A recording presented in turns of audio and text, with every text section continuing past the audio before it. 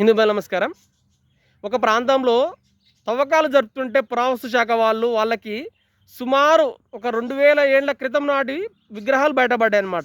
ఈ విగ్రహాలు శ్రీకృష్ణ బలరాముడి విగ్రహాలన్నమాట. ఈ విగ్రహాలు దొరకడంలో ఇలా వింతే ఉంది. మన దేశంలో ఎక్కడ తవ్వకాలు జరిపినా అక్కడ ఏదో ఒక విగ్రహం దొరుకుతూనే ఉంటుంది కదా అని అంటారా? అక్కడ ఇది చెప్తున్నాను. ఇది మన దేశంలో కాదు, పాకిస్తాన్లో కాదు, బంగ్లాదేశ్లో, నేపాల్లో కూడా కాదు. ఇది దొరికింది ఈజిప్ట్లో. ఈజిప్ట్లో తూర్పు ఎడారి ఎర్ర సముద్రం నౌకాశ్రయం దగ్గర ఇది తవ్వకాలు అక్కడ ఆర్కియాలజిస్ట్ డిపార్ట్మెంట్ వాళ్ళు తవ్వకాలు జరుపుతుంటే ఈ విగ్రహాలు బయటపడ్డాయి అనమాట.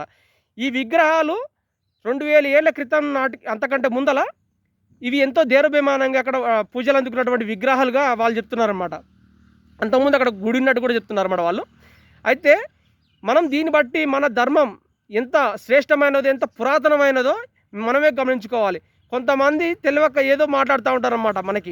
మనం ఎవరు ఏ చెప్పినా నమ్మేసి మన చరిత్రను మనం తెలుసుకోకుండా మతం మారి మన ధర్మంలో అసలు ఎంత మంచిగా ఉంది, ఎంత చెడు ఉందని కనీసం తెలుసుకోకుండా వాళ్ళు చెప్పేటువంటి మాయ మాటలు లేదా ప్రలోభాలకో లేకపోతే డబ్బులకో లొంగిపోయేసి మతం మారుతూ ఉంటారు అన్నమాట. దీన్ని బట్టి మనం అర్థం చేసుకోవాల్సింది ఏంటంటే ఈజిప్ట్ వాళ్ళు కూడా హిందువులే అన్నమాట. అయితే ఇదే విధంగా కొంతమందిని బెదిరించో బామాలో లేకపోతే మెడ మీద ఇప్పుడు మన దేశంలో ఎట్లయితే బాబర్ అక్బర్ అనే విధంగా అయితే కత్తులు మెడ మీద పెట్టి మతం మార్చారో అదేవిధంగా అక్కడ ఈజిప్ట్లో వాళ్ళని కూడా మతం మార్చారనమాట. దీన్ని బట్టి మనం అర్థం చేసుకోవాల్సింది ఏంటంటే అది నిజమన్నమాట. ప్రపంచమంతా కూడా హిందూ ధర్మం ఎంతో దేరభ్యమానంగా వెలుగుందిందనమాట ఒకప్పుడు కూడా. కాబట్టి కొన్ని కారణాల ద్వారా మన ధర్మాన్ని మనం తెలుసుకోకపోవడం వల్ల మన తప్పు ఏంటంటే మనకు చెప్పేవాళ్ళు లేదు.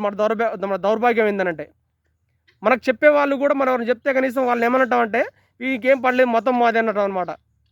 కాబట్టి హిందూ సమాజం మన ధర్మం ఎంత శ్రేష్టమైనదో, ఎంత గొప్పదో మన చరిత్ర అనేది మనం తెలుసుకోవాలి. కాబట్టి జై హింద్.